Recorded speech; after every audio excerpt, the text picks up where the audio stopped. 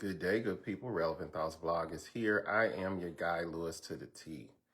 And I'm doing this live, and I've been sneezing. I haven't been sneezing this morning, so if I stop to get my sinuses together, to get my eyes together that have been running, then you're just going to have to excuse me. I hope this records. I think it does.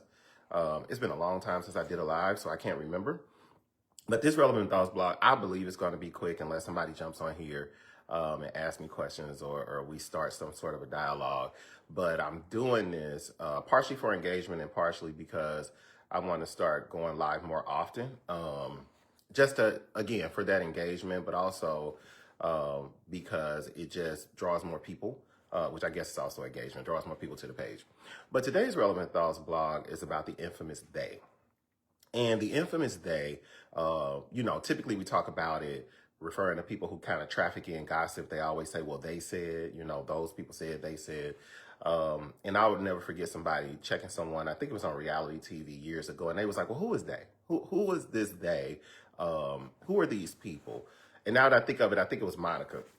And it wasn't reality TV, it was the Breakfast Club. And she was like, well, who is they? I want to know who the they is.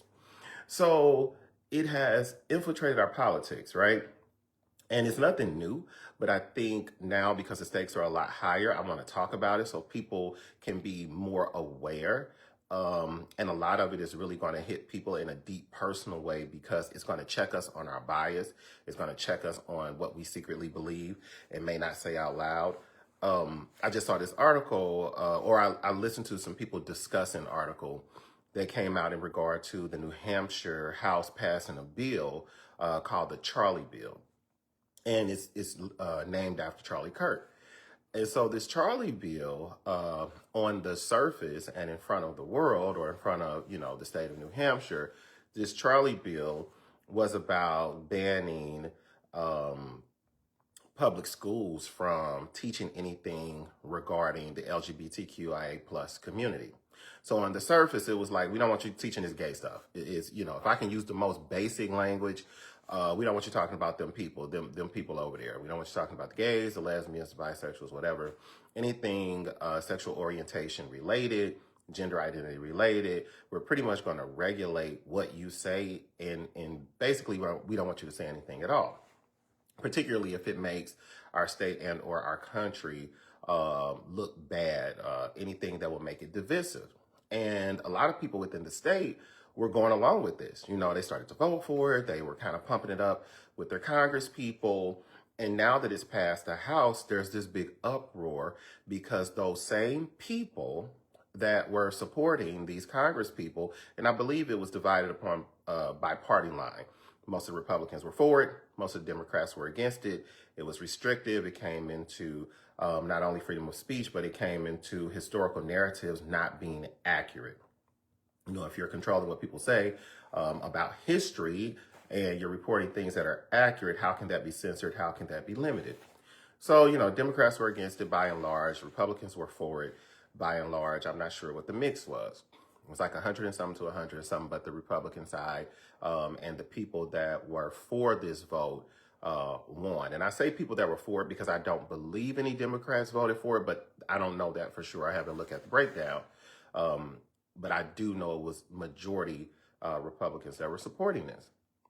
I bring this up because the infamous they, those people, they said, what they had said was, what had happened was, you thought it was really about this gay agenda. And then when they began to go deeper than what was surface, they realized race was included as well. Race, culture, ethnicity, all these things were included, but a lot of these people that were for it never read that part. And I think it's a lessons learned. It hasn't passed their state senate yet, but it could, right? It could become law because there was one group of people that were okay marginalizing another group, didn't realize they were also included.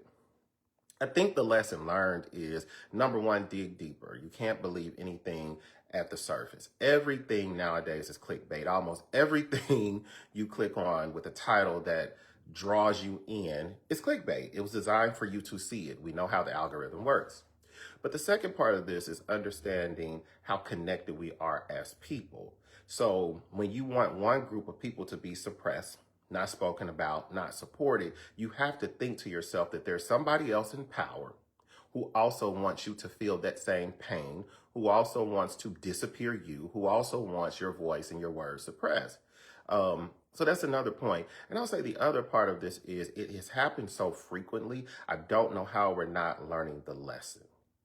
How are we not learning the lesson when we watch non-Black women do the same thing generation after generation? And they did it recently with the Voting Rights Act, or some of the voting, let me be clear, some of the voting suppression laws that have been put in place, some of the voter suppression legislation that has been put in place. I'm calling it voter suppression.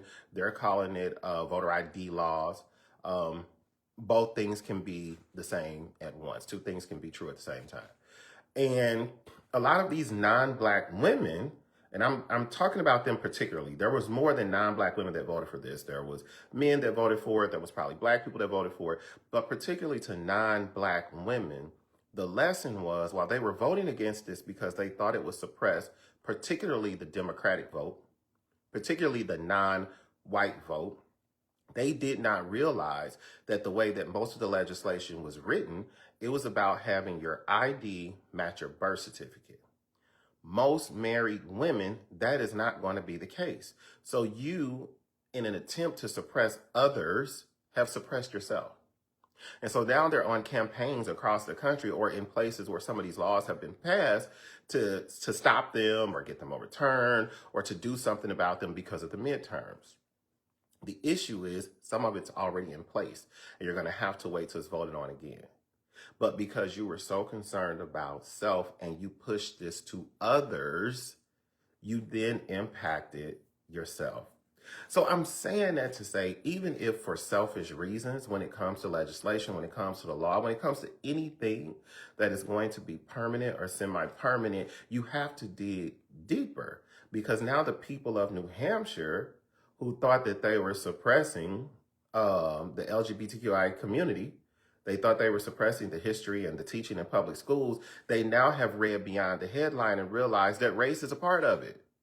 So you have Black people, potentially, excited about this bill that would stop gay and lesbian and bi history from being taught in their class, from culture being taught in their class, from current events being taught in their class. You thought it was just about those people. And then now that it has passed the House in New Hampshire under this Charlie law, you read deeper and realize it's about race as well. It's about your history as well. So I just wanted to come over here with this quick Relevant Thoughts blog. I did it live today. I hope it records so I can put it on other platforms. If not, I'll have the conversation all over again. I don't have a problem with that. But hopefully you guys will take a look at this. You'll go back and take a look at it. Hey, Tori, thank you for watching. Because it's important. It's important because it impacts all of us.